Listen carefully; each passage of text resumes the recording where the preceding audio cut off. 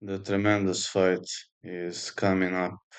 Man, Shane Mosley Jr. gonna fight Sergey Bokachuk. Shane Mosley Jr. isn't as successful as his father, but he's not bad, defeated Joshua Conley, Dmitris Bellard, Mario Alberto Lozano, Gabriel Rosado, but lost to Jason Quigley and Jesus Ramos. Serhii Bokachuk is no joke. 6 foot tall, 73 inches of reach. He was born in Ukraine, fights out of Los Angeles. He defeated Rajab Butaev, Mikhail Fox, Ishmael Davis, lost to Brandon Adams, Virgil Ortiz Jr., defeated Brian Mendoza, Patrick Olate, Nathaniel Gilmore, Aaron Cooley. I think this guy is gonna give a hard time to Mosley Jr., and I'm having a feeling that Mosley Jr.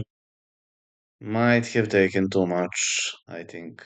But I'm gonna say over 8.5. If I must pick a side, I think I'm going Bokachuk. I believe I'm gonna go Bokachuk.